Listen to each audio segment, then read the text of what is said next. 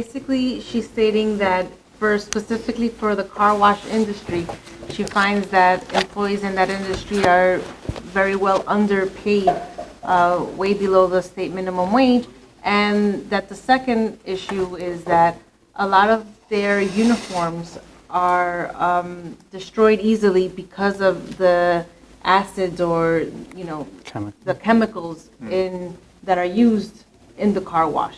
And can something be done about the fact that they are the ones that are held responsible for replacing those uniforms? So, do you want? Well, first off, what do you think? Can you be charged for a uniform that's destroyed while you're working? No, at least I don't think so, anyway. Is that wrong? The employer must have. Okay, we would start off by defining what a uniform is, because that's very important. A uniform is a specific type of attire that the employer is requiring you to wear that is not considered your day-to-day wear. So if he tells you just wear jeans and any t-shirt, that's not really a uniform. And therefore the employer is not responsible for providing that for that uniform. That is going to be your cost. However, if that specific car wash, Geovanna's car wash, is requiring you to wear a polo shirt that has the logo that says Geovanna's car wash, that is for the benefit of the employer. The employer is promoting his business. He is required to replace that uniform, to launder that uniform, or to pay for the expense of anything related to that uniform. Bueno, Sorry. Okay, tengo que traducirlo en español, okay. Básicamente, le di la explicación de la diferencia en lo que el Estado refiere a un uniforme y lo que no es un uniforme.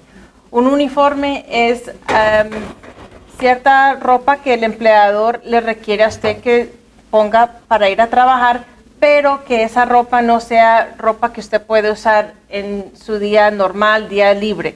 So, por ejemplo, un pantalón negro y una camisa blanca, eso no es un uniforme.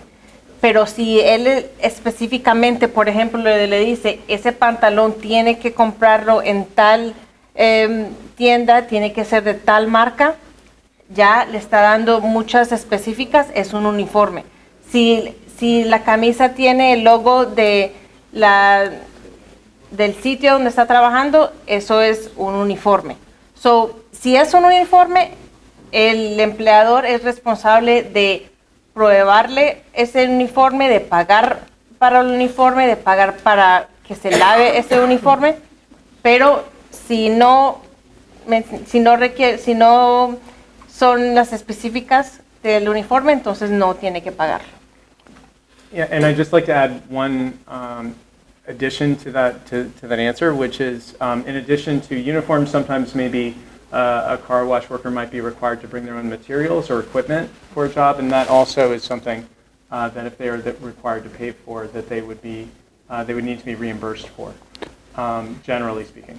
And Sammy, if maybe you could translate for me on this, but there's a major effort in labor movement to unionize a lot of the car washes because the working conditions are so bad. We've actually been speaking to employees of a number of different car washes in the area because and the ones that are unionized, they've been able to address a lot of those issues like the uniforms, the rate of pay, and by having a union there, you can fight to change all those violations and have someone there representing you all the time.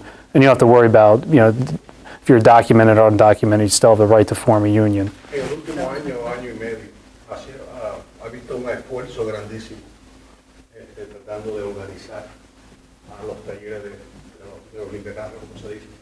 Entonces, no importa que estén documentados o no tengan los papeles.